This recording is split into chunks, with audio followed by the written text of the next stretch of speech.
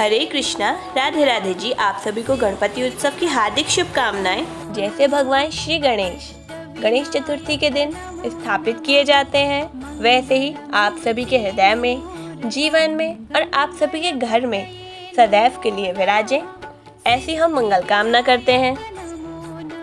तो इसी के साथ आज की अपनी वीडियो को हम प्रारंभ करते हैं। तो सबसे पहले आप सभी दर्शन करें इस चित्र का।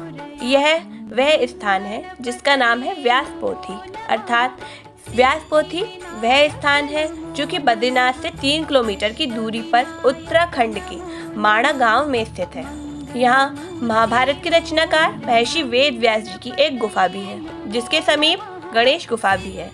ऐसी मान्यता है कि इसी गुफा में वेद व्यास जी ने महाभारत। यह गुफा अलकनंदा नदी और सरस्वती नदी के संगम तट पर मौजूद है। माता पार्वती और भगवान शिव के पुत्र गणेश जी, जो मंगल करता है, ज्ञान और बुद्धि के दाता भी माने जाते हैं। यह देवताओं में प्रथम पूज्य है, इसलिए जब भी कोई नया काम शुरू किया जाता है तो पहले गणेश जी का स्मरण किया ही जाता है।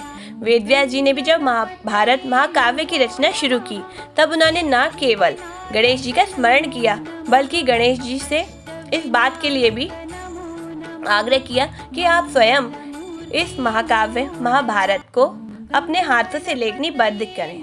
और उनके लिए यह सुझाव स्वयं भगवान ब्रह्मा ने दिया था कि आप गणेश जी को इस कार्य के लिए लेखक के रूप में चुनाव करें, क्योंकि वे इस कार्य के लिए पूर्णतः योग्य और विद्वान हैं।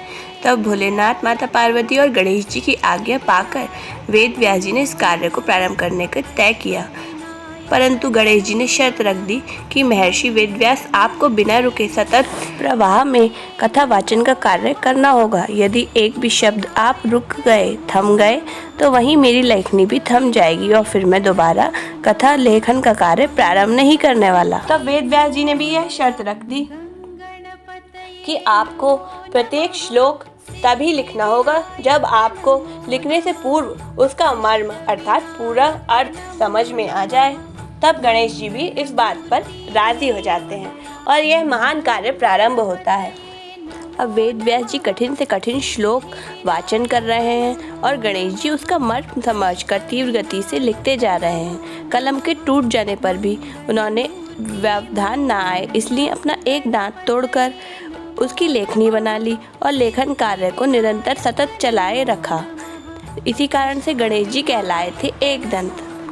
अब वेद व्यास जी देख रहे हैं कि गणेश जी बड़ी तीव्र गति से और मेहनत के साथ निरंतर लेखन का कार्य कर रहे हैं, जिससे उनके शरीर का ताप बढ़ने लगा, पसीना आने लगा। तो उन्होंने सोचा कहीं बाल गणेश को क्षति न पहुँचे, और शीतलता देने के लिए उन्होंने गणेश जी के शरीर पर पास ही पड़ी मिट्टी से लेप कर दिया, जिससे गणेश जी का पार्थिव स्वरूप प्रकट हुआ। तक निरंतर चलता रहा, क्योंकि उन्होंने गणेश चतुर्थी से लेकर अनंत चतुर्दशी तक अर्थात 10 दिनों तक यह लेखन कार्य सतत रूप से किया, जिसके कारण वह मिट्टी जो वेद व्यास जी ने उनके शरीर पर लगाई थी वह चटकने लगी। तब वेद व्यास जी ने अनंत चतुर्दशी के दिन पास ही बह रही नदी सरस्वती और अलकनंदा के संगम तट पर ले जाकर पार्थिव गणेश जी को स्नान करवाया, जिससे उनके शरीर पर लगी वह मिट्टी विसर्जित हो गई। और इसी भाव के अनुसार तभी से गणेश जी की पार्थिव प्रतिमाओं का विसर्जन भी किया जाने लगा। पार्थिव अर्थात मिट्टी के गणेश जी का पूजन, जो कि वेद व्यास जी ने इस विशेष दिन किया था, और वह विशेष दिन था गणेश चतुर्थी का। तभी से यह प्रथा भी प्रारंभ हुई और यह बात द्वापर युग की है।